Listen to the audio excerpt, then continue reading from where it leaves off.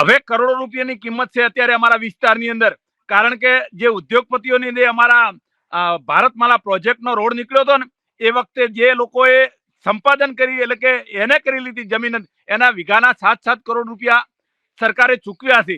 એના અનુસંધાને નવસારીની અંદર પણ સરકારે ચૂકવ્યા છે, ખેડૂતોને બિન ખેતી કરેલ નથી એમને પણ ચૂકવ્યા છે. એના અનુસંધાને અમારા વિસ્તારની અંદર પણ એના અનુસંધાને ચૂકવણું કરે એવી અમારી ખેડૂતોની માગણી છે.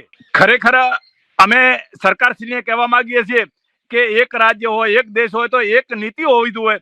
એના અનુસંધાને જેવી રીતે નવસારીની અંદર ખેડૂતોને ચૂકવણું થયું હોય એના અનુસંધાને અમારા ખેડૂતોને ચૂકવણું થવું જોઈએ. અત્યારે તો ફક્ત લોલીપોપ અમારા વિસ્તારના ખેડૂતોને કહે છે કે તમે તો 10 લાખ મળશે, 15 લાખ મળશે, પણ અમારા ખરેખર જે નવસારીની અંદર ખેડૂતોને ચૂકવણું થયું એના અનુસંધાને અમારા વિસ્તારના ખેડૂતોને પણ ચૂકવણું થવું જોઈએ. જો કરવામાં નહીં આવે તો આગળના સમયની અંદર ખેડૂતો આંદોલન કરશે અને આનું પરિણામ સરકારશ્રીને ભોગવવું પડશે.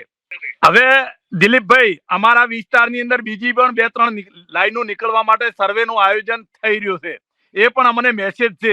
એટલે તમામ ખેડૂતો ગુજરાતના સાથે મળી અને જેવી રીતે કચ્છના ખેડૂતો છે, આ અમારા વાવ થરાદના ખેડૂતો છે, બનાસકાંઠાના ખેડૂતો છે, આવી રીતે તમામ ખેડૂતો સાથે મળી અને આ આંદોલન ઉગ્ર બનવાનું છે.